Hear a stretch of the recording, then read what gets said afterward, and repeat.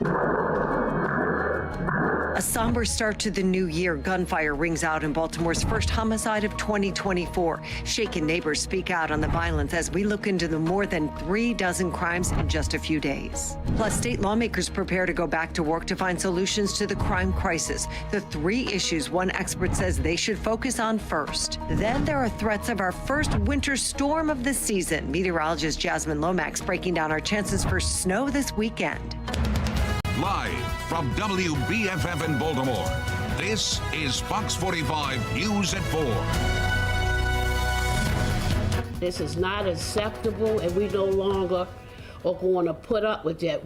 Our slogan is one homicide this year is too many. Marylanders are demanding change and accountability as we begin a new year. Thank you for joining us. I'm Kai Jackson. And I'm Mary Bubala. From car thefts to brazen shootings and the juvenile crime crisis, Fox 45 News pressing Maryland leaders on how this year will be different. And although Baltimore City saw fewer homicides, 300 in fact, for the first time in nearly a decade, under 300 in nearly a decade, community leaders recognize that any loss of life is a tragedy. We have team coverage tonight on all of it. Alexa Ashwell is looking into the list of crimes happening just in the first 2 days of 2024, including the first homicide, and how it could be setting the tone for the rest of the year. But we begin with Mackenzie Frost. She spoke with the leader of the state's police union, joins us live with some of the biggest pushes for law enforcement this session. Mackenzie? Yeah, Mary and Kai, from recruiting officers to addressing the juvenile crime crisis, the Maryland FOP has a lengthy legislative wish list ahead of session starting next week.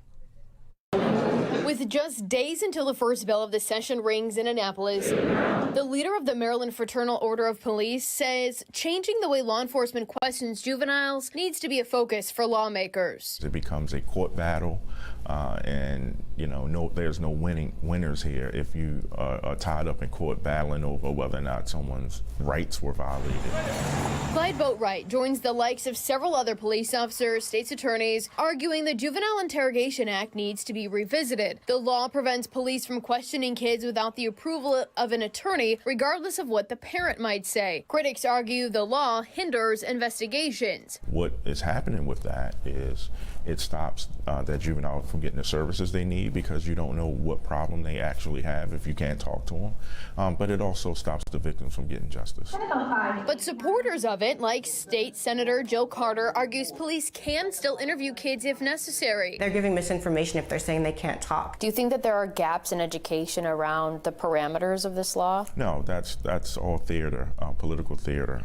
Other items on the FOP's legislative priority list, taking investigatory powers from the Attorney General's office and giving it back to the state's attorney's offices for use of force cases. Boatwright says right now high-profile cases could be impacted during the investigation. Could a person that's doing an investigation skew the investigation towards prosecution and miss valuable evidence? I'm not saying that that's a probability, but that is a possibility. Couldn't the same be said for something being investigated by the state's attorney? Well, no, because it's a separate entity. The state's attorney's vested interest is the interest of the citizens. And with the concerns surrounding officer shortages, like in Baltimore City, where there are hundreds of officers short, Boatwright says there needs to be a scholarship program for officers to get a higher education. He calls it a GI Bill of sorts for police. We listen to a lot of the naysayers that says that police officers are not educated because you only need a high school diploma to become a police officer. We're now saying we want our police officers to be the best educated and have the best product. In line with raising the bar for officers, the FOP is calling for a stop in lowering hiring standards. Why do that when there's such a struggle to get police officers to apply in the first place? Because, you can start to see the wrong people infiltrate our ranks. And, is that happening? No, I think that, it has happened in the past. People find a way to get into every profession. Mm-hmm. And some people will, if we lower the standards, they'll have people that have bad intentions will find a way to get in. Ultimately, the success of these legislative priorities will come down to finding enough support in the State House. With a Democratic supermajority in both chambers, it's unclear if the support is there for everything on the wish list. Now, Boatwright says that the FOP is still working to line up sponsors for each specific piece of legislation, and the session begins next Wednesday. We're live in the newsroom. Mackenzie Frost, Fox 45 News. Mackenzie, thank you. Baltimore City's police union, meantime, is drawing attention to a problem continuing to plague the police department as we start this new year. The union shared a message online to the men and women of the Baltimore Police Department saying, quote, "As we move from one year to the next, I am pleased to throw out the old. I am even more pleased to bring in the new." They go on to say making our officers the highest paid in the state would be a great start to 2024. The union frequently says the department is at least 700 officers short. On December 30th, the union claimed BPD is almost 50% short of the officers needed to safely patrol the city. Law enforcement expert Jason Johnson has said hiring and retaining more officers would be Baltimore Police Commissioner Richard Worley's biggest hurdle. That's the biggest challenge the new commissioner is going to be facing, in my opinion, is how to bounce back, how to retain senior officers, and how to attract high-quality young people. The union's message about pay and staffing comes as city police closed out its first year with fewer than 300 people killed, followed by several high-profile mass shootings from Brooklyn homes to the one at Morgan State University, as well as the juvenile-involved crimes often caught on camera.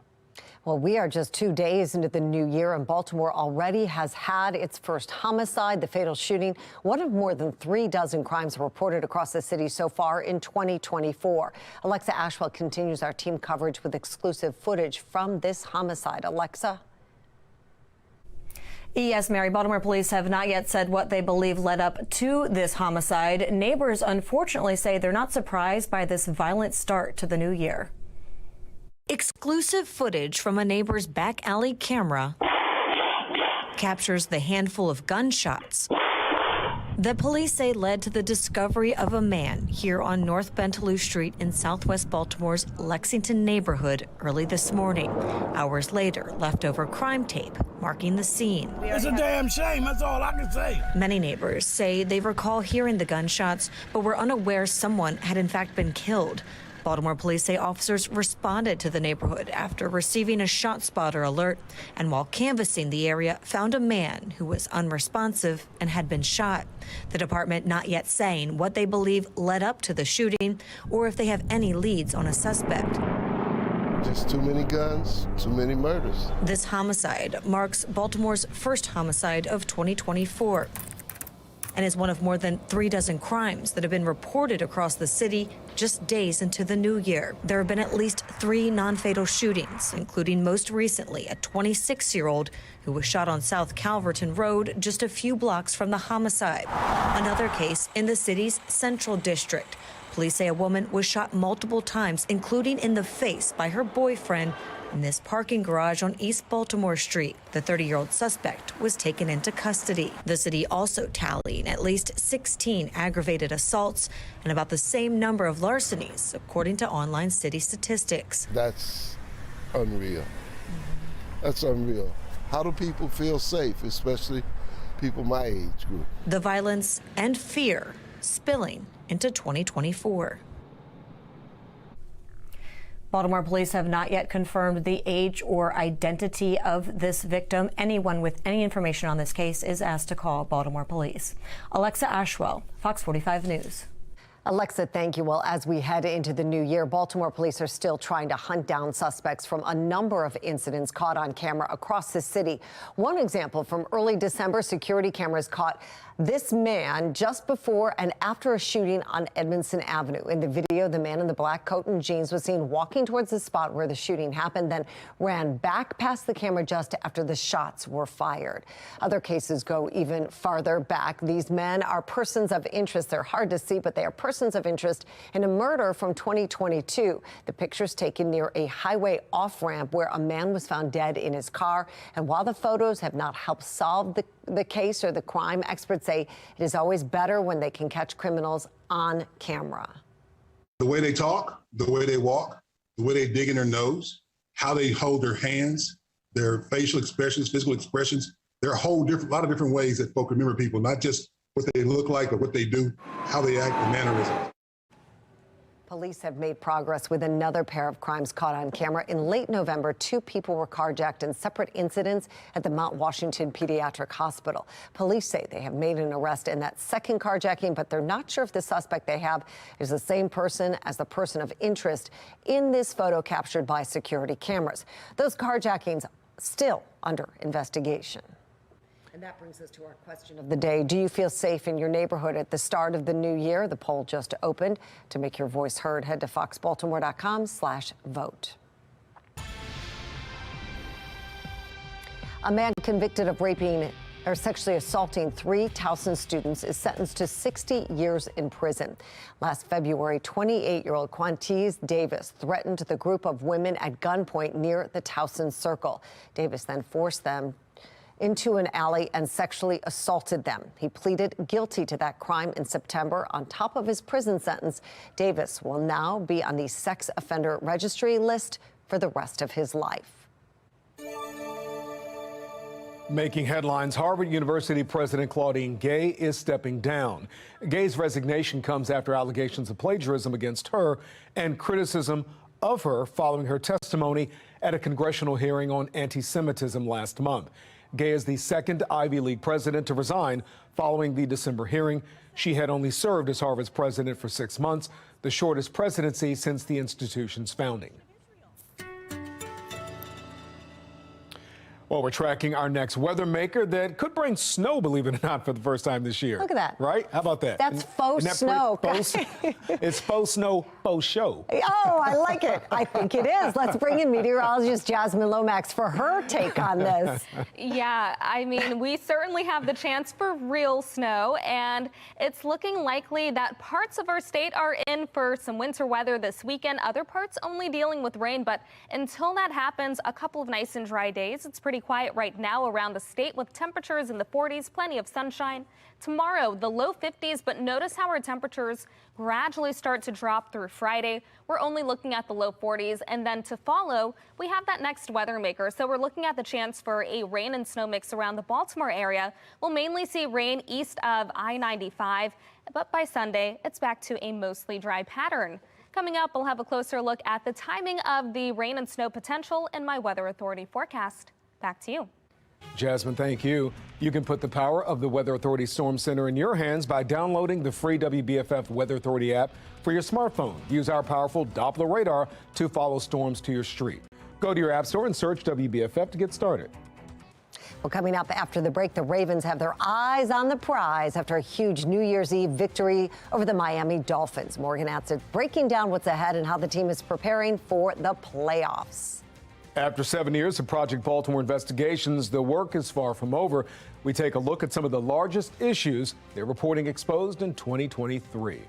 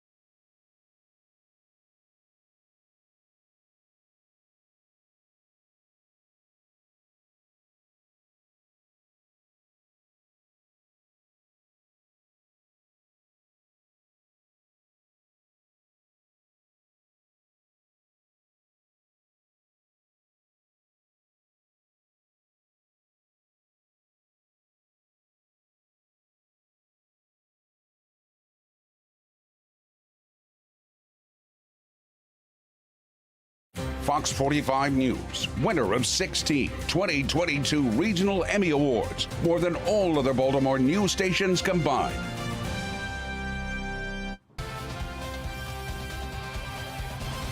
New year should always bring a new team, and the Ravens hope that's true. After locking up the AFC North, top seed in the AFC with playoffs running through Baltimore with the first round bye and most likely another Lamar Jackson MVP season, the Ravens are banking on this season that is nothing like 2019. The Ravens were in the same position. Week 18 didn't matter. They had the 1 seed playoff bye and came out flat and were upset at home by the Titans in the divisional round. Different roster this season, of course, lessons learned, but these are not the same old Ravens, at least they think, from 4 years ago. What impacted what, how, in terms of us not playing our best football that day? It's really hard to say, you know, what the cause and effect was. We just didn't, you know, we didn't go out there and we didn't do it, you know, and that's the thing that I kind of take from it the most. Of course, we want to be better. We have to play way better than that in this next game if we want to win. So, and we do want to win. So. But you got to look at everything kind of from the framework or through the lens of today, this team and the challenges that we're facing, and that's what we'll try to do. While Week 18 is meaningless for the Ravens, the AFC North and 1 seed is already a lock for them. Pittsburgh is not out of the playoff picture. The Steelers need a win Saturday and some help along the way. All right, Morgan, thanks. Next up, the Ravens take on the Pittsburgh Steelers this Saturday at 4:30 at M&T Bank Stadium, and then the Ravens will host a divisional round playoff game January 20th or 21st. And a live look at M&T Bank Stadium right now. The sun's shining down on it. Tickets for the team's playoff run are about to go on sale starting this Friday at 10 a.m. Fans will be able to get tickets for the divisional round.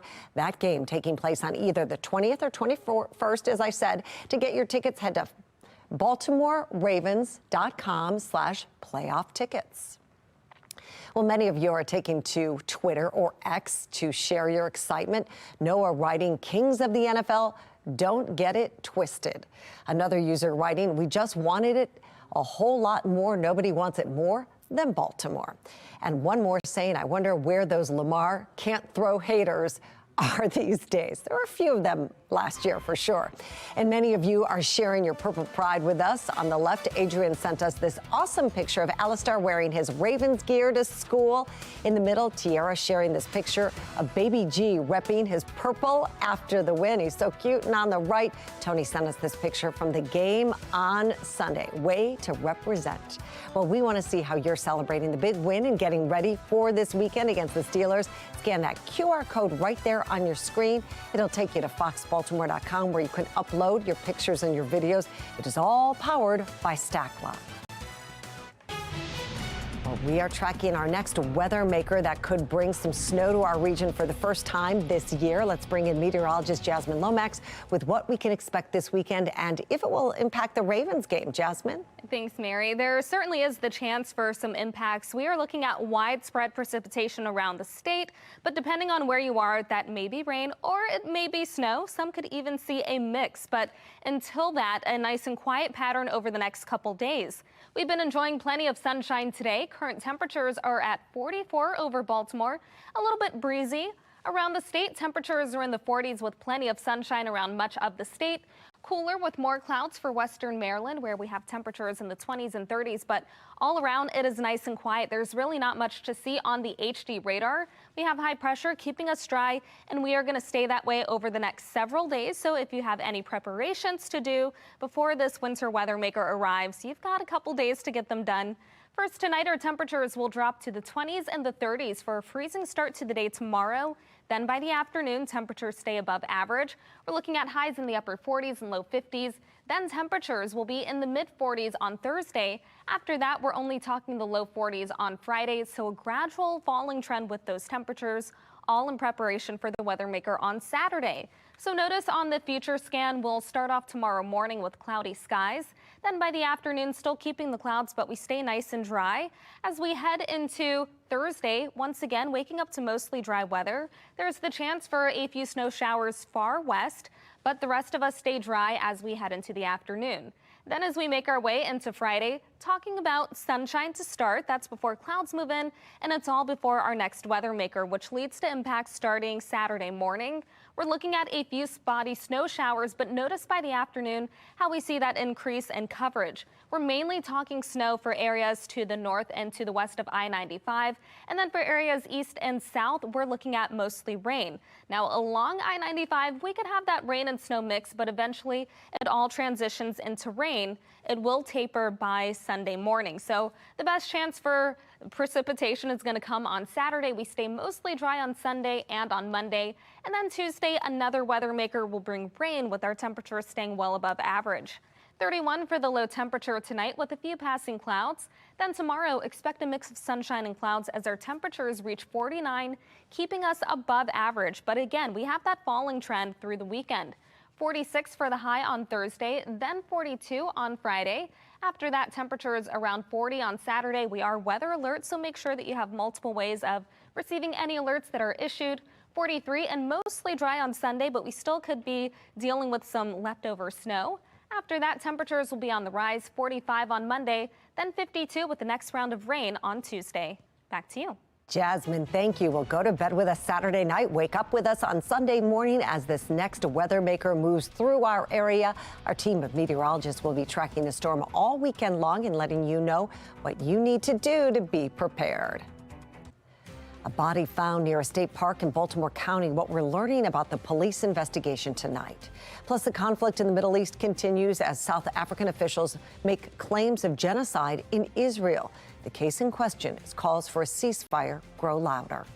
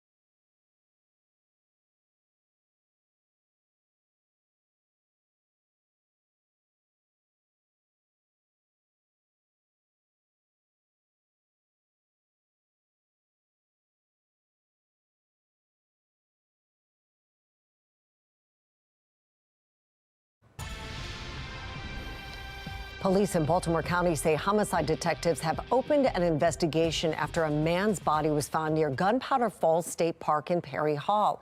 Alexa Ashwell joins us with what we're learning about what happened. Alexa?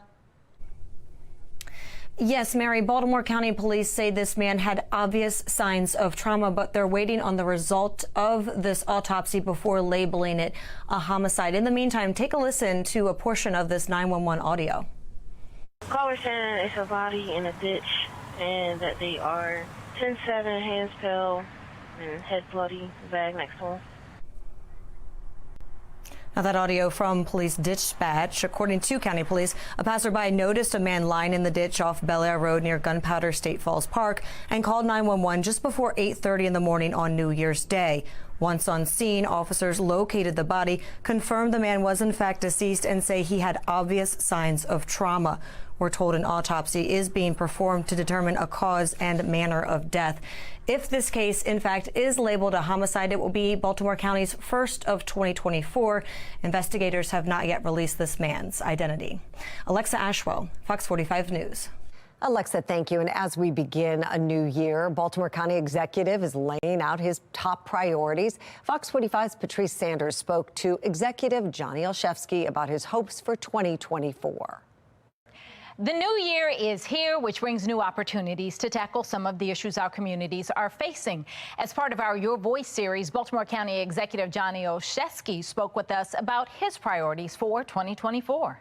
A lot of big things on the horizon, and unfortunately, some not great news about how the state is looking at its budget challenges in the year ahead. MDOT's already announced a several billion-dollar cut across all local jurisdictions, and we'll be looking at how do we work with the legislature this session to maintain services, to provide the operational support we need to make the capital investments, and of course, as you mentioned, how to keep our community safe. And as of January 1st, the county executive is the new president of MACO, the Maryland Association of Counties. He says that will help him coordinate efforts across the region in terms of how to address the crime fight. Patrice Sanders, Fox 45 News. Well, coming up after the break, our coverage of the juvenile crime crisis continues as frustration with the Department of Juvenile Services carries into the new year. In 7 years, countless investigations, our Project Baltimore team just getting started. Chris Papps breaks down all of the issues his team uncovered in 2023.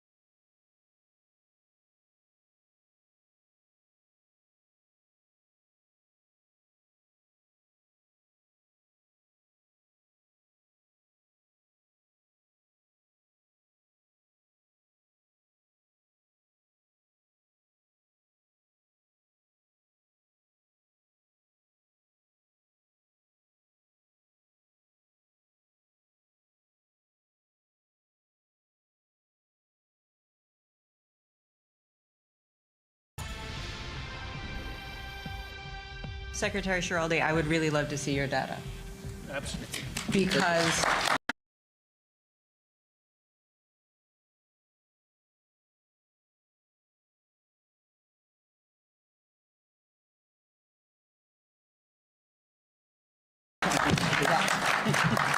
and this is from 22. Yeah, and you're going to see the next one in less than a month. I'd like to see some data from you, though. I'm not really hearing too much data from your office. That prosecutor is the deputy chief of juveniles within the Baltimore City State's Attorney's Office. And today, Fox 45's Mackenzie Frost spoke with Catherine Rosenblatt about what she sees happening within DJS. Mackenzie joins us now live with more. Mackenzie. Yeah, Mary and Kai, Catherine Rosenblatt says one of the biggest frustrations right now is a lack of consistency when it comes to how juvenile cases are handled within Baltimore City. As of a few weeks ago, she says the city state's attorney's office was still waiting on decisions on more than 180 cases from DJS. And that's really where we get to some of the frustrations we've been hearing about the intake process. And the intake officers are not attorneys. And Rosenblatt says that's where she's seeing a lot of the frustrations and really different outcomes depending on who's handling the intake process overall. Currently, they act as a bit of a gatekeeper because it's their intake officers who are making the decision whether the case should be charged immediately or should be charged later but still charged, or even not charged at all. I think there is an issue with consistency in the city. Is public safety weighed in those decisions? Certainly weighed by my office. It is not always factored in to DJS's sort of formula, I think, for how they're evaluating the juveniles. That's from conversations we've had with them and meetings I've been in. It is not entirely clear that they are looking at the current charges and factoring that in. Now, Rosenblatt says communication with DJS has improved, and she's hopeful that will continue so that everyone has a better understanding of how the intake process is handled. Mary? And Mackenzie, when it comes to what crimes kids can be charged with, where do auto thefts fall? That's where she says there's a really great example of inconsistency. She says this is a certain crime that can go either way depending on other factors, and that's why she says there needs to be a clear standard across the board. Motor vehicle thefts charges alone sort of teeter in this could go either way. The DJS is not mandated by law to forward their cases to us. Sometimes a lack of supervision, which can sort of seem like a lack of consequence. And if there's a lack of consequence, there can be an emboldening. So the juvenile feels confident going out and doing it again. And that's unfortunately what we do see. Now, one of the priorities for City State's Attorney Ivan Bates heading into the next legislative session is getting top prosecutors' offices across the state involved in cases earlier instead of having DJS make the decision about moving forward with charges for every single case. We're live in the newsroom. Mackenzie Frost, Fox 45 News.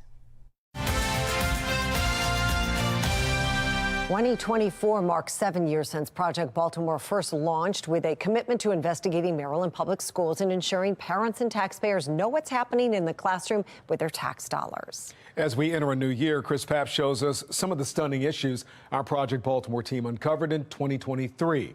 The investigations that sparked outrage and the stories that inspired hope. 2023 started off with a bombshell when the MCAP state test scores were released in January. 0%. What are you preparing these kids for? Project Baltimore analyzed the results and found 23 Baltimore City schools where not a single student who took the state math exam scored proficient. He can't read. He's in the 4th grade. How is he supposed to be productive if he can't read? The news was devastating. But not surprising to Nichelle Watkins, who spoke with Project Baltimore in February.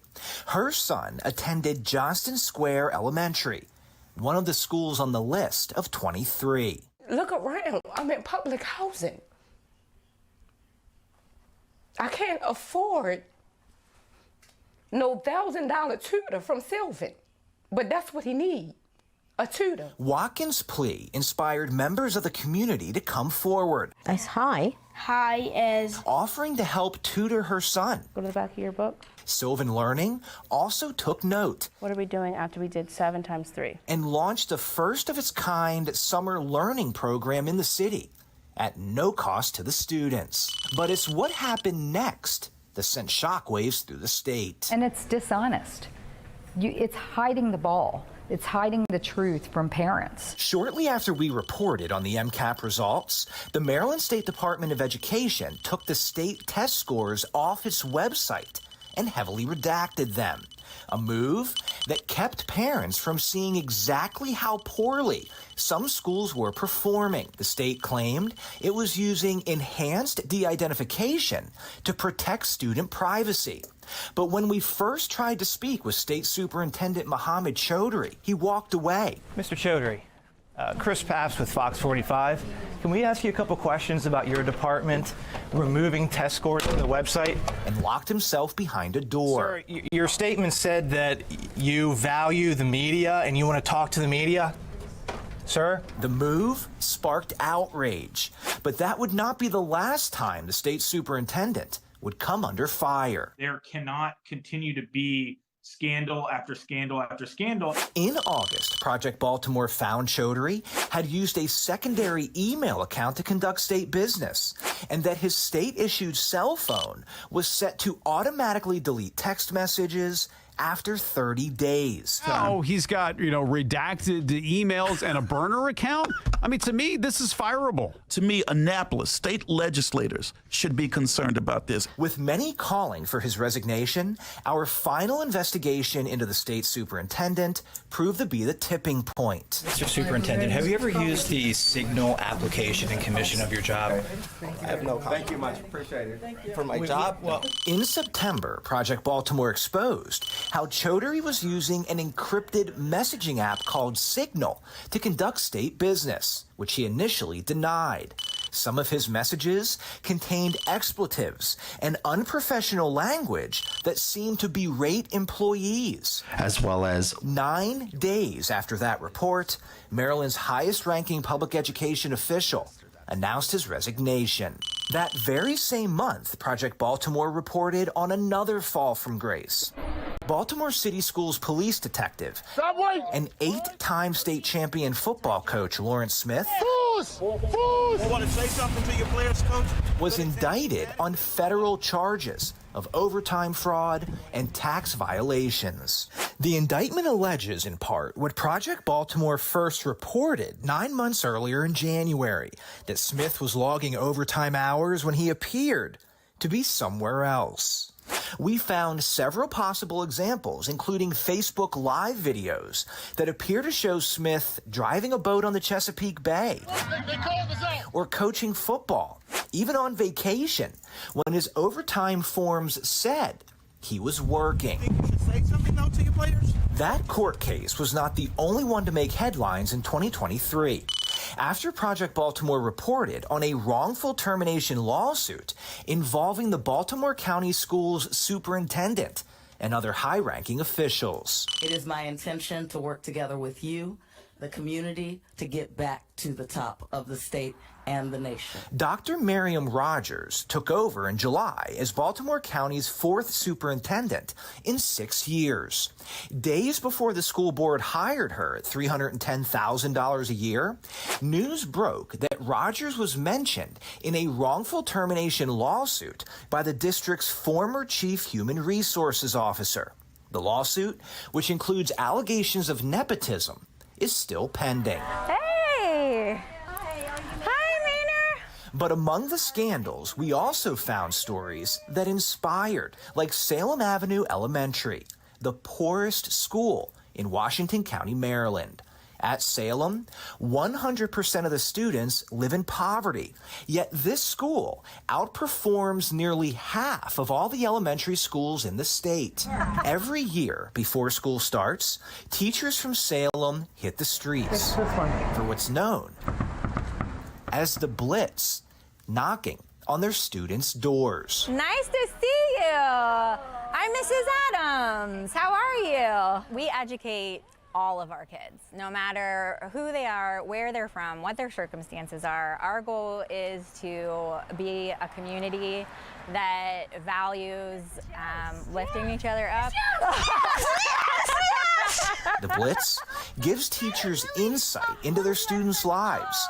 Knowing what they're coping with at home helps teachers teach better. I heard really great things about her. It validates what I do every day, what we do every day, because some days are harder than others. So we can come over, okay? We'll be looking for you, okay? All right, bud. See ya. Bye. With the start of this new year, as always, we want to hear from you, our viewers. Do you have a concern or praise about your child's education? Classroom instruction, school violence, bullying, programs, services, busing, waste, fraud, or abuse? We want to hear from you. Call our hotline, send me an email, go to foxbaltimore.com to follow our progress. I'm Chris Pabst, and this is Project Baltimore. The state of Israel is set to defend itself against genocide accusations filed by South Africa in the World Court. Officials from the Prime Minister's office hit back at South Africa, accusing the country of giving political and legal cover to Hamas' October 7th attack, triggering an ongoing war. South Africa launched the case Friday at the International Court of Justice, asking the court to order Israel to stop its attacks in Gaza. Well, this comes as some U.S. lawmakers say the Biden administration needs to do more to help civilians. Biden administration has continued to press Netanyahu to reduce civilian casualties, to allow more humanitarian assistance in the Gaza. We're getting reports of half the population nearing starvation levels. Democratic U.S. Senator Chris Van Hollen says there have been unacceptably high civilian casualties in the Israel-Hamas war. He is one of a handful of politicians pushing for an amendment that would require countries getting U.S. weapons and funding like Israel to follow international humanitarian law and armed conflict law. Meanwhile, many Republicans acknowledge Israel as an important ally, but want U.S. funding to focus on domestic security. Coming up after the break, a small earthquake jolts Rockville overnight in Montgomery County. We speak with an expert on the possible causes and if more could be on the way. President Biden's polling numbers continue to plummet among certain groups. We take a closer look at the numbers and why some argue they could jeopardize the Democratic majority in the Senate.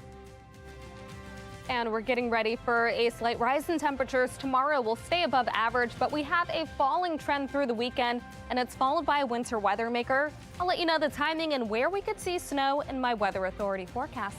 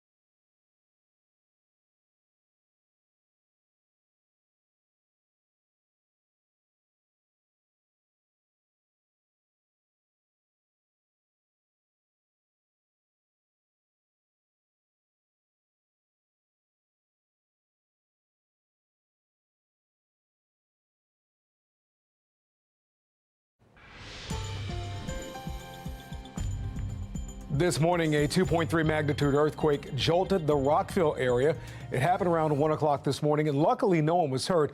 But the United Geological Survey says that they received at least 1,000 reports from those who did feel that shake.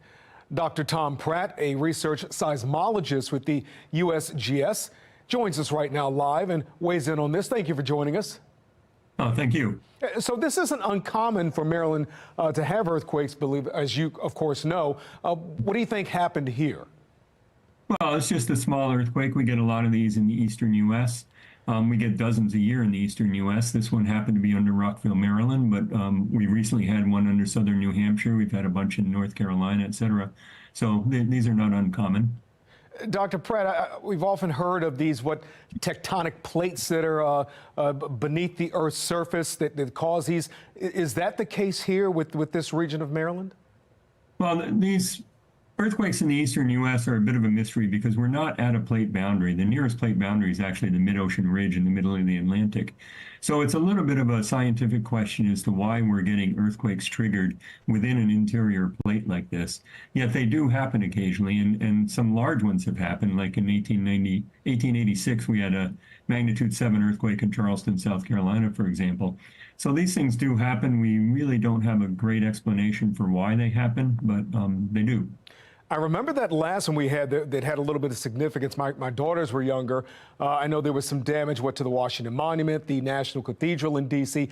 I was outside at the moment and felt the ground rumble. It was the most disconcerting feeling to have the ground shaking beneath you.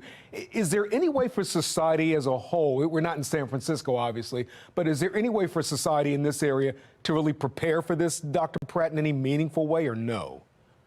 Well, by prepare for this, I assume you mean large earthquakes. Yeah, there are some meaningful ways to do that. The main way that you can mitigate this sort of thing is through building codes. But there are some simple steps you can take as a homeowner. Make sure your house is bolted to its foundation. Make sure you've got heavy objects where they're not going to fall on people. I mean, the fact is that most people in earthquakes die because of objects falling on them. So just make sure that you don't have heavy objects sitting up high that are going to fall on you if there is an earthquake. But again, earthquakes are very uncommon in this area, quite rare. So I wouldn't lose too much sleep over it. But, at the same time, you don't want to tempt fate by having crazy heavy objects sitting above your bed or something like that. Good advice indeed. Dr. Tom Pratt with the USGS. Thank you, sir, for your time and for the information. We appreciate it. You're quite welcome. And Happy New Year. Likewise. We are getting ready for our next weather maker, and that's going to bring the first chance for winter weather around our area this year. Until that happens this weekend, though, we are in for some nice and dry days, but temperatures will be on a downward trend as we prepare for that winter weather maker. Right now we're at 44 with a nice sunset over Baltimore. It's a little breezy with winds out of the west-northwest, making it feel cooler. The wind chill's only in the 30s. We're seeing temperatures mostly in the 40s around the state with plenty of sunshine for most of us. A few more clouds and cooler temperatures west, but we are all nice and dry. There's really not much happening around our region on the HG radar. We have high pressure, and that's going to keep us dry over the next few days. So first tonight, our temperatures drop to the 20s and 30s. Many of us waking up to freezing temperatures in the morning. So as you send the kids back to school or head back to work, make sure that you have the layers and you're giving the car some extra time to heat up. 49 for the temperature by tomorrow afternoon, then a downward trend. 45 on Thursday, and on Friday, we're looking at the low 40s, and the temperatures will continue to drop through Saturday. Notice on the future scan, we stay dry. We'll start off tomorrow morning with a few clouds. Then by the afternoon, still keeping the cloud cover. After that, we wake up to mostly dry conditions on Thursday. A cold front moves past the region, but it's really not going to lead to much precipitation. We stay dry into the afternoon, but temperatures will be lower. You'll notice that chill on Friday. We start with temperatures in the mid-20s. Then by the afternoon, highs only reaching the low 40s, keeping us below average. High pressure will keep us dry through Friday, but starting off on Saturday, we're looking at the chance for a couple of spotty snow showers. It's the afternoon when we see more coverage. Many areas to the north and the west of Baltimore looking at snow, but it's generally south of 95 when we're talking about rain. That's going to continue into the night, but by Sunday, we're back to a mostly dry pattern. We stay dry on Monday as well, but on Tuesday, we have the chance for numerous rain showers around the state as we get ready for a second weather maker. 31 for the low temperature tonight with a few clouds. Then tomorrow, 49 with a mix of sunshine and clouds and temperatures above average. We're looking at a falling trend, though, through the weekend. 46 on Thursday, 42 on Friday, then 40 on Saturday. We are weather alert as we prepare for that winter weather maker. We could have some accumulating snow left over on Sunday morning, so remaining weather alert then. 43 and mostly dry. After that, 45 on Monday, and temperatures continue to climb to the low 50s by Tuesday with the next chance for rain. Back to you. Jasmine, thank you. Put the power of the Weather Authority Storm Center in your hands. Download the free WBFF Weather Authority app for your smartphone. Use our powerful Doppler radar to follow storms to your street. Go to your app store and search WBFF to get started. Coming up at 5 o'clock, a new year means new laws in Maryland. The impact a minimum wage increase will have on small businesses, their employees, and you, the customer. With the 2024 elections now in full swing, what group of voters seems to be changing their minds and could determine who wins the White House? I'm Scott Thuman in Washington with a closer look coming up.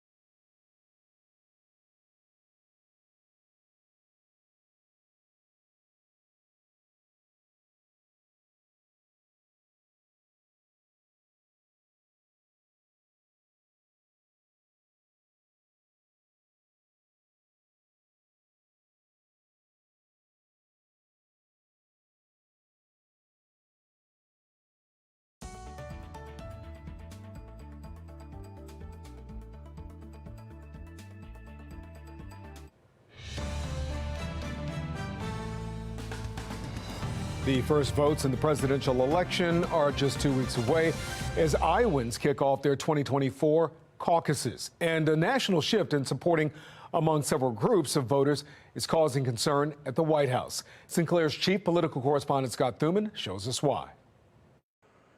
For President Biden, the new year presents a new problem, at least compared to the last election. Hispanic voters, a critical part of Democrats' base, are picking a different path, according to recent polls. Biden dominated in that demographic, 65 to 32% last election, but now trails Trump by 5 percentage points. We're proud to see that these great numbers are led by surging support from Hispanic Americans, African Americans, and young people. How about that?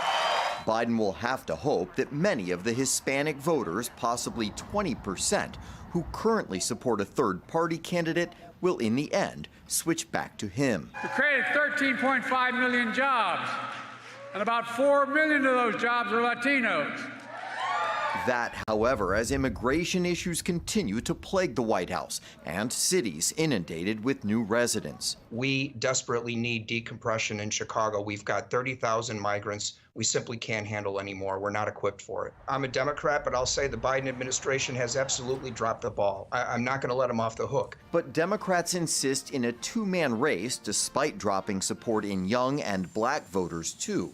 Biden's still primed to edge Trump. He almost certainly would. Biden beat him by more than 7 million votes last time, and we just have millions of young new voters who've joined the rolls, and they can't stand Donald Trump. Though the president's low approval rating could also threaten Democrats' control of the Senate, and swing state candidates like Sherrod Brown in Ohio, Bob Casey in Pennsylvania, and Nevada's Jackie Rosen may now be strategically distancing themselves a bit from Biden. That a constant pitfall for any unpopular presidential incumbent, and something Trump suffered from too during his 2020 re-election bid. Now that challenge appears to be Biden's. In Washington, I'm Scott Thuman.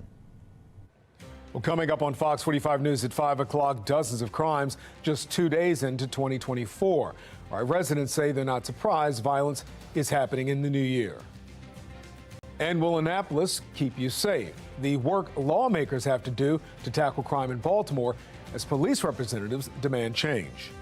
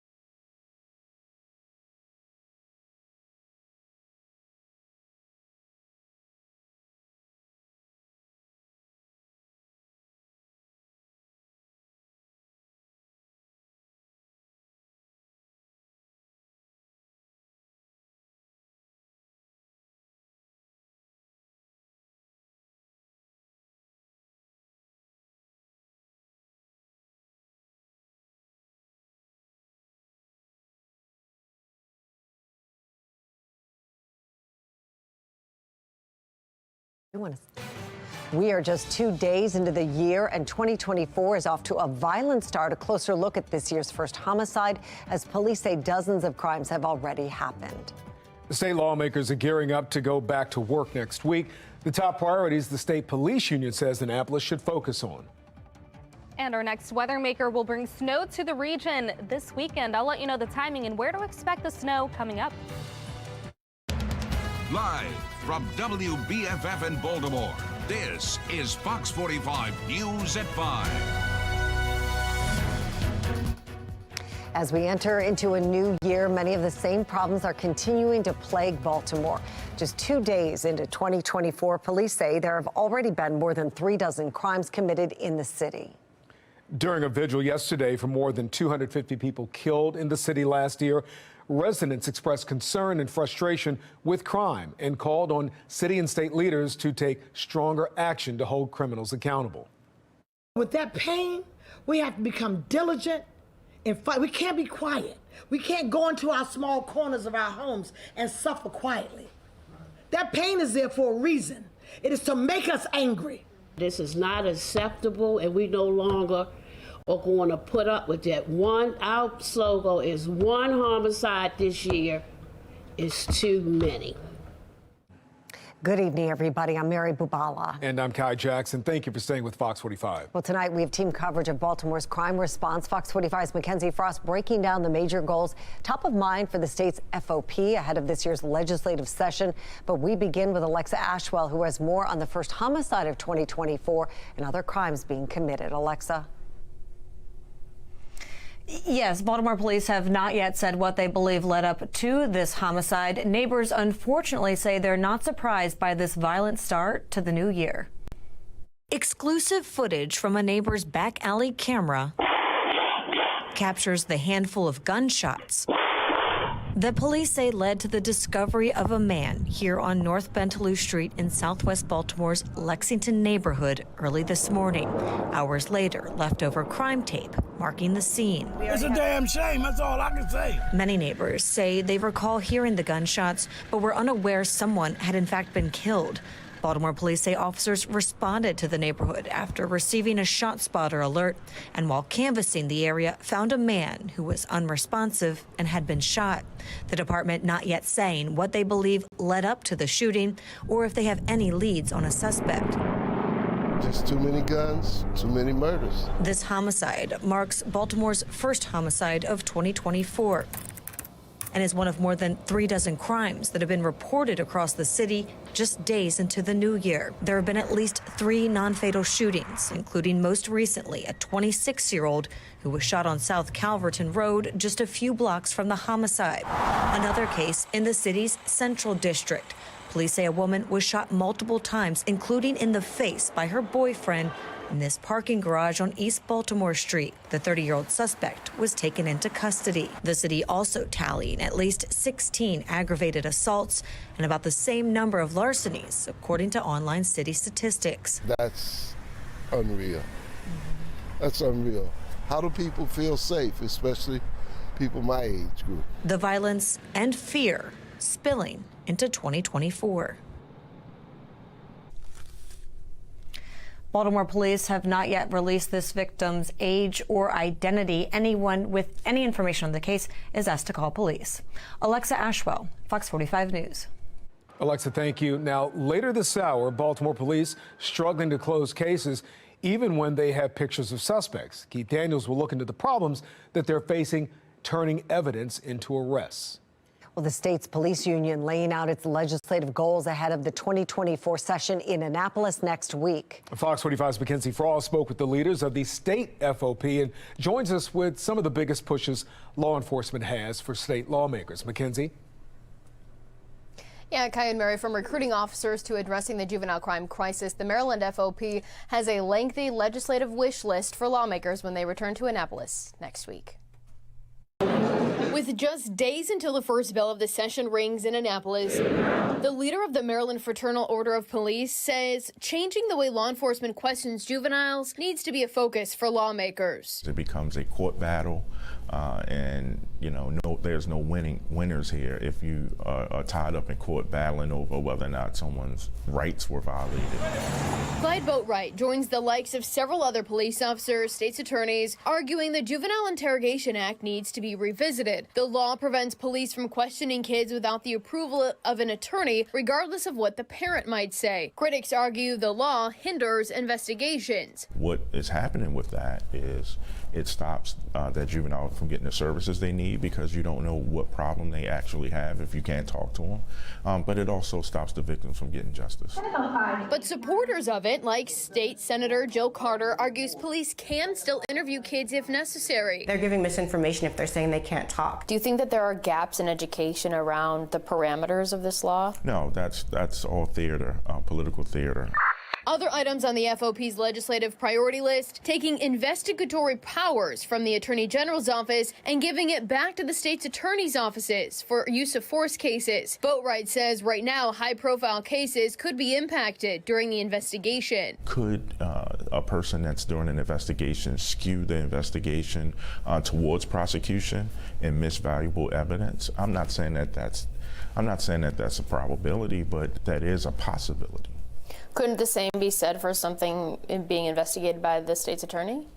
Well, no, because it's a separate entity. The state's attorney's vested interest is the interest of the citizens. And with the concerns surrounding officer shortages, like in Baltimore City, where there are hundreds of officers short, Boatwright says there needs to be a scholarship program for officers to get a higher education. He calls it a GI Bill of sorts for police. We listen to a lot of the naysayers that says that police officers are not educated because you only need a high school diploma to become a police officer. We're now saying we want our police officers to be the best educated and have the best product. In line with raising the bar for officers, the FOP is calling for a stop in lowering hiring standards. Why do that when there's such a struggle to get police officers to apply in the first place? Because, you can start to see the wrong people infiltrate our ranks. And, is that happening? No, I think that, it has happened in the past. People find a way to get into every profession. And some people will, if we lower the standards, they'll have people that have bad intentions will find a way to get in. Ultimately, the success of these legislative priorities will come down to finding enough support in the State House. With a Democratic supermajority in both chambers, it's unclear if the support is there for everything on the wish list. Now, Boatwright says the FOP is still working to line up sponsors for each bill in the legislative package, and lawmakers return for session next Wednesday. We're live in the newsroom. Mackenzie Frost, Fox 45 News. Mackenzie, thank you. Baltimore City's police union also drawing attention to a problem continuing to plague the police department starting a new year. The union shared a message online to the men and women of the Baltimore Police Department saying, quote, as we move from one year to the next, I am pleased to throw out the old. I am even more pleased to bring in the new. They go on to say making our officers the highest paid in the state would be a great start to 2024. The union frequently saying the department is at least 700 officers short. On December 30th, the union claimed BPD is almost 50% short of officers needed to safely patrol the city. Law enforcement expert Jason Johnson says getting more police officers would be Baltimore Police Commissioner Richard Worley's biggest hurdle when becoming the new police commissioner. That's the biggest challenge the new commissioner is going to be facing, in my opinion, is how to bounce back, how to retain senior officers, and how to attract high-quality young people. The union's message about pain and staffing comes as Baltimore City closed out its first year below 300 homicides, first time in 9 years, followed by several high-profile mass shootings from the Brooklyn homes to Morgan State University, as well as the juvenile-involved crime often caught on camera. Making headlines right now, a man is sentenced to 60 years in prison after pleading guilty to 3 counts of first-degree rape. Last February, 28-year-old Quancy Davis threatened 3 Towson students at gunpoint, according to police, near Towson Circle. Prosecutors say Davis then forced them to an alley and made them perform sexual acts. He pled guilty to that crime in September. On top of his prison sentence, Davis will now be on the sex offender registry for the rest of his life. Well, Harvard University President Claudine Gay has resigned following intense criticism of her response to anti-Semitic protests on campus. In a letter to the Harvard community, Gay wrote the decision was not an easy one to make, writing, quote, "It is in the best interests of Harvard for me to resign." Following a congressional hearing last month, Gay, as well as the presidents of other top universities, faced fierce backlash after appearing to sidestep a question involving whether or not students calling for the genocide of Jewish people should be punished. UPenn President Liz McGill resigned days after that hearing. Gay's resignation also comes as allegations of plagiarism continue to emerge surrounding some of her published work. Well, coming up later, national correspondent Christine Frizzell will be taking a closer look into Gay's resignation and the reactions rolling in tonight. Here's a live look right now at the Inner Harbor and also our weather radar. We're tracking conditions around the region. While the sun was out today and it was a pleasant thing to see, this weekend could be a bit of a different story. Fox 45 News is tracking our next weather maker that could bring snow for the first time this winter. So let's check in with meteorologist Jasmine Lomax. Jasmine. Thanks, Kai. It has been very different today from what we're going to see this weekend. Right now, we're seeing temperatures in the 30s and 40s, but plenty of sunshine. We'll have more clouds as we get ready for that next weather maker. So we start with partly cloudy skies tomorrow. Temperatures in the upper 40s, but the temperatures continue to fall through the weekend. Mid-40s on Thursday and then the low 40s on Friday before that weather maker arrives. That will lead to the chance for a rain and snow mix across parts of the state. Some will see rain, some will see snow, but we're mainly talking rain east of 95. And then by Sunday, back to a drier pattern and also looking at a warming trend into next week. Coming up, I'll have a closer look at where we could see that snow and how much in my Weather Authority forecast. Back to you. Jasmine, thanks. Put the power of the Weather Authority Storm Center in your hands. Download the free WBFF Weather Authority app for your smartphone. Use our powerful Doppler radar to follow storms right down to your street. Just go to the App Store, search WBFF to get started. And go to bed with us this Saturday night and wake up with us on Sunday morning as this next weather maker moves through that area. Our team of meteorologists will be tracking the storm all weekend, and we'll let you know what you need to do. Coming up on Fox 45 News at 5, many questions remain more than 24 hours after a body is found near Gunpowder Falls State Park. What we're learning from police tonight. U.S. forces confronting Iran-backed fighters in the Red Sea. I'm Atrel Nashar with the shocks it's sending through global markets.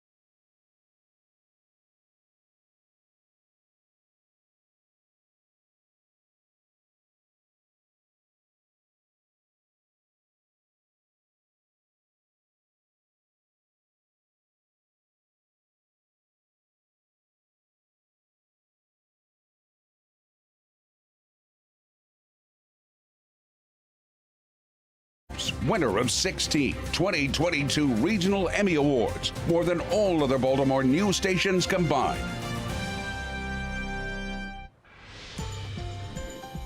Tensions are escalating in the Red Sea after Iran deployed a warship in a critical shipping route. It comes as the U.S. military says it killed 10 Iran-backed fighters who were attacking commercial vessels. National correspondent Atra El-Nashar has more on the rising tensions and how it's disrupting the global economy. The new year starting off with a heightened risk of U.S. involvement in a new Middle East conflict. Tuesday morning, Yemen's parliament issuing a warning to the United States: keep out of the Red Sea or face consequences.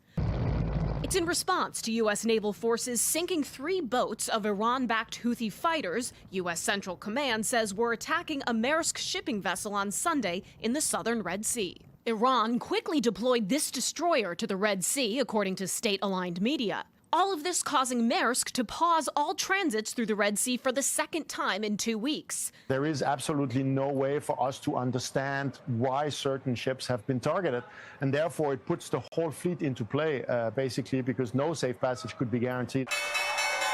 Markets are rattled. Global oil prices were up to start the day Tuesday. Since Houthi attacks in the Red Sea began, the cost of shipping a container from Asia to the U.S. has gone up 13%, according to FreightWaves, a supply chain intelligence firm. Supply chain professionals don't want to deal with geopolitical risk and potential of disruptions that are well outside their control. Experts say disruptions in the Red Sea will hit Europe much harder than the U.S., but still builds the case to bring supply chains closer to home. The reconfiguration of supply chains wouldn't come easy or cheap, considering 12% of global trade flows through the Red Sea, according to the International Chamber of Shipping. But in the immediate term, threats from Iran-backed fighters in the region are only getting worse. On Tuesday, Hamas announced its deputy leader was killed in an explosion near Beirut. Hezbollah, also backed by Iran and based in Lebanon, vowing to retaliate against any Israeli targeting of Palestinian officials in Lebanon, raising the risk of the Israel-Hamas war spilling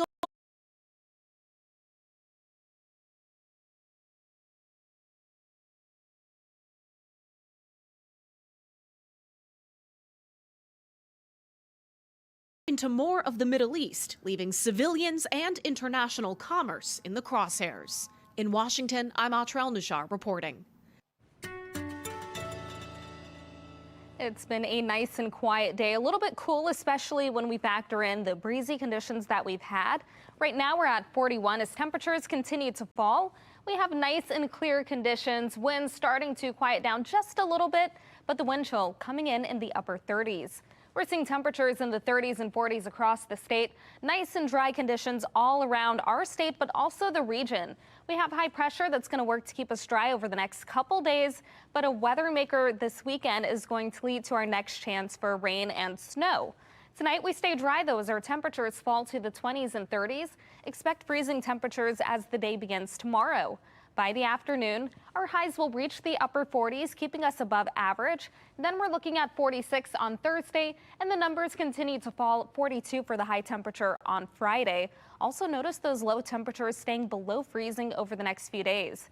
As we continue, we are seeing temperatures overnight in the 20s and 30s now. As we move forward, notice on the future scan, we are looking at cloudy skies to start the day tomorrow. Then as we continue into the afternoon, still keeping the clouds. After that, we'll have our next cold front move across the region on Thursday. There could be a couple of snow showers in western Maryland, but the rest of us stay mostly dry. The afternoon looks good, but again, temperatures only in the mid-40s. We'll really start to feel the effects of that cold front on Friday, starting off in the mid-20s. Then by the afternoon, clouds move in, and temperatures only reach the low 40s, which is below average for this time of year. The weather maker will follow after that. We're looking at a few snow showers starting off on Saturday morning, but it's the afternoon when we start to see more coverage. We're generally talking snow to the north and west of Baltimore, and then to the south and to the east, we're mainly looking at rain. Now along I-95, that's where we have the best chance for a mix of rain and snow.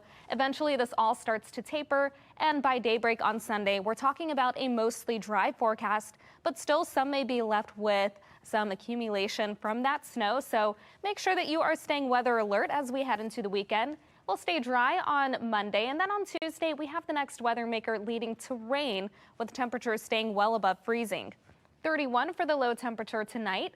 Then tomorrow, we're looking at 49 with a mix of sunshine and clouds. This is followed by falling temperatures through Saturday. 46 on Thursday, 42 on Friday, and then we have that rain and snow chance on Saturday. We are weather alert. Make sure to have multiple ways of receiving any alerts that are issued. 40 for the high temperature. That's followed by 43 and mostly dry on Sunday. After that, the temperatures continue to rise, and we're looking at the 50s on Tuesday with the next chance for rain. Back to you.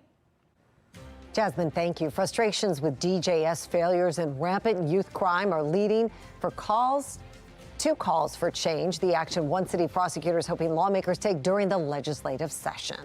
And there's still a week left in the season, but the Ravens are already focused on the playoffs, how they're preparing for a postseason run.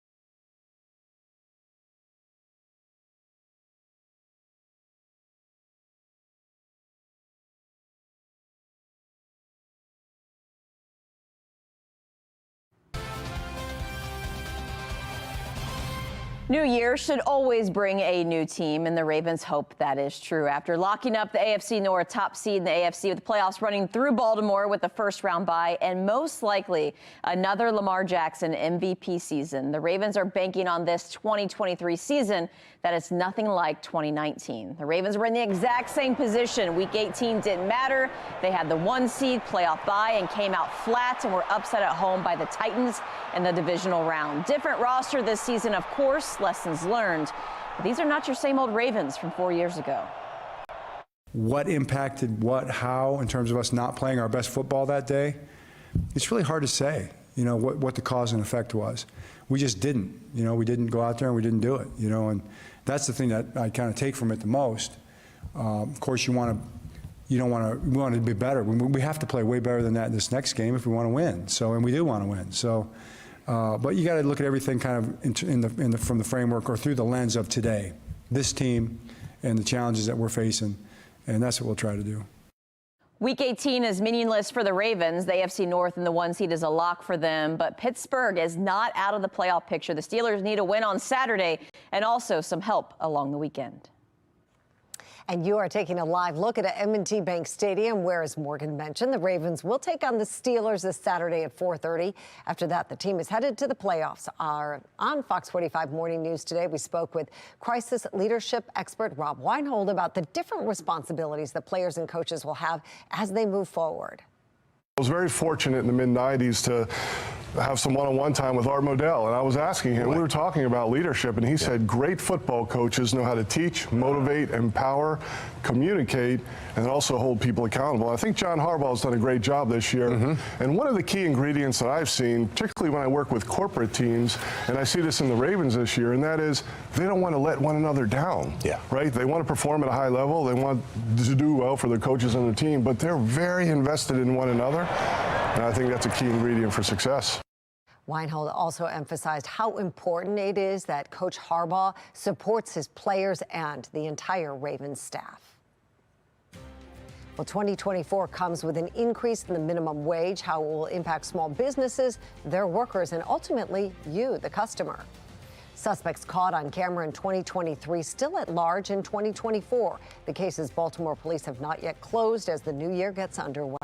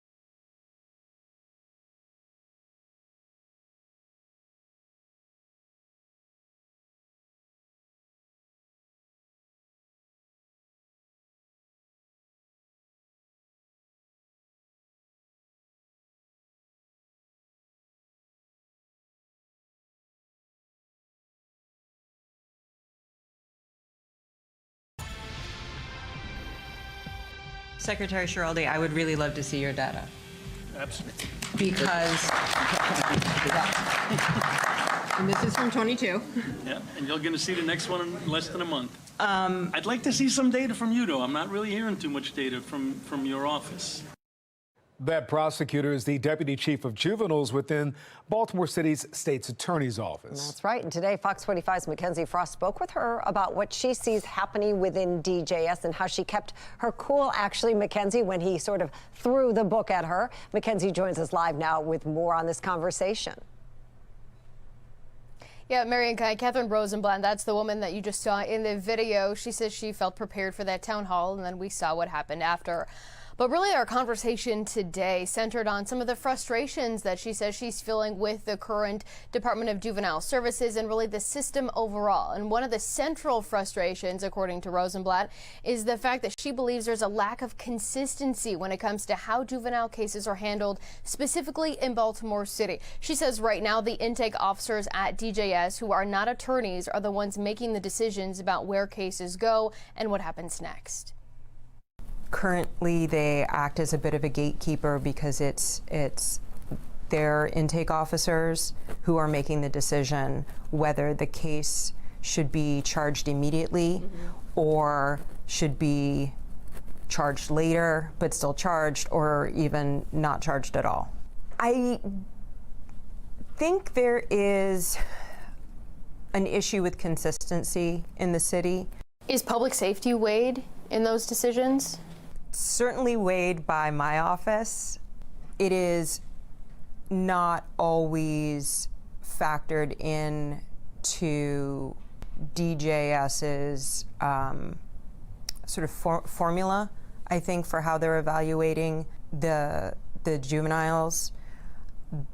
That's from conversations we've had with them and meetings I've been in.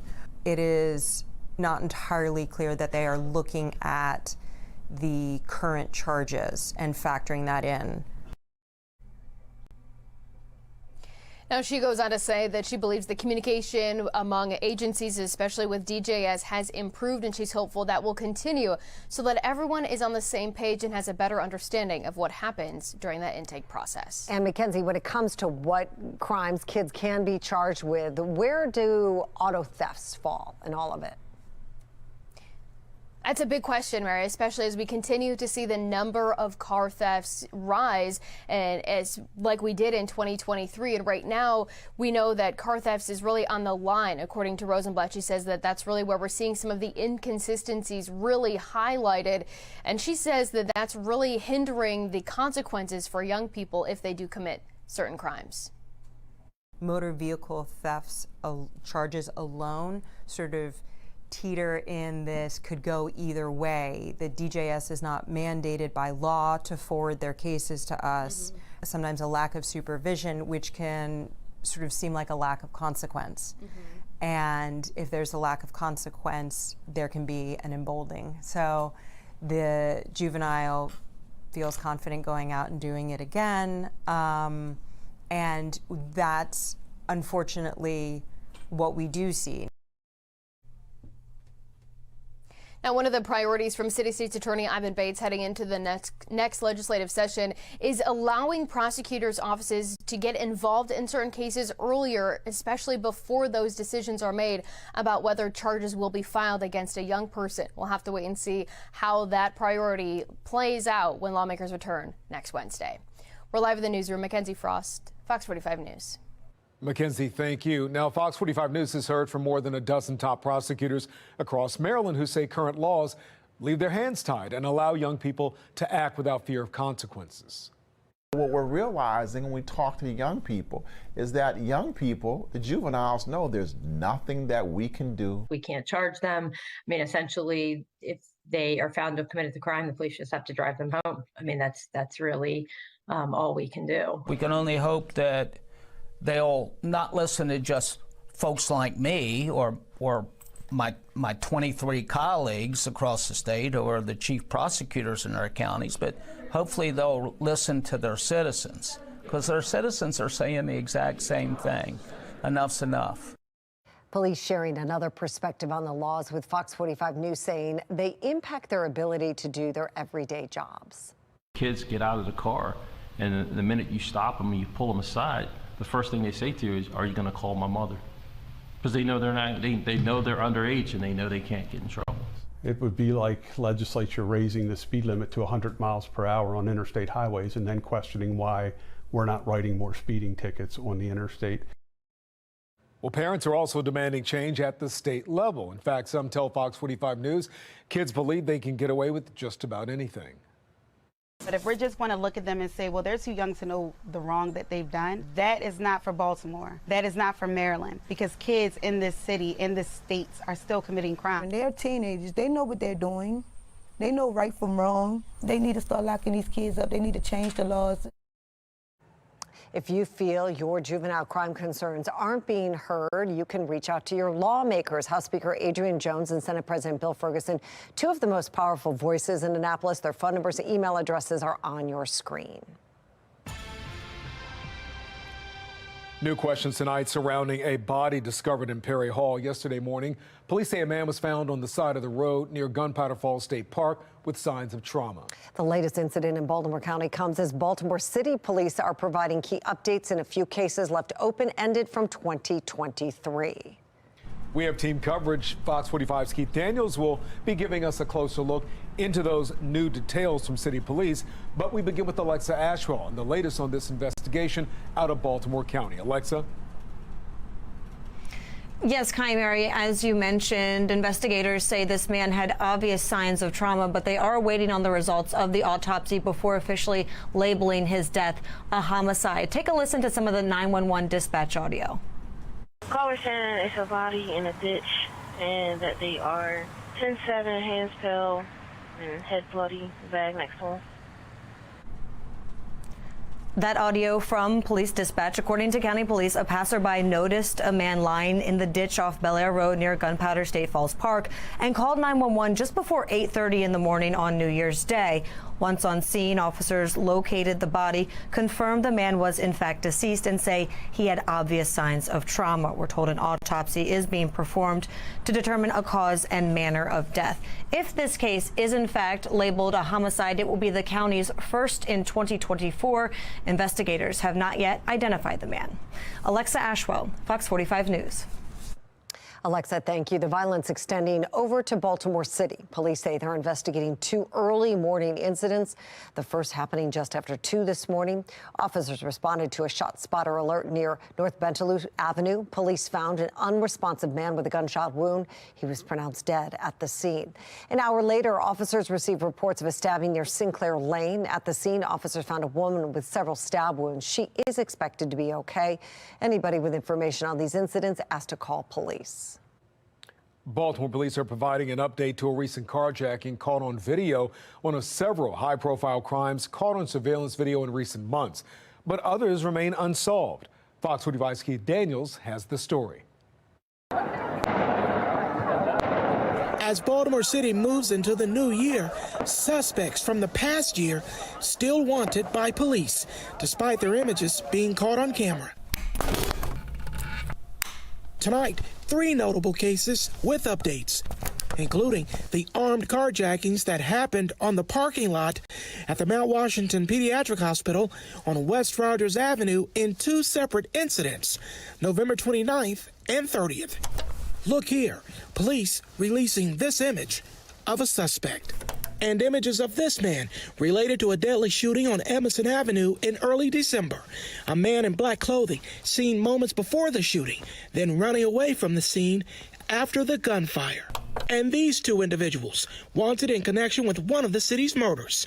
A man found in his car on a freeway off-ramp in January 2022.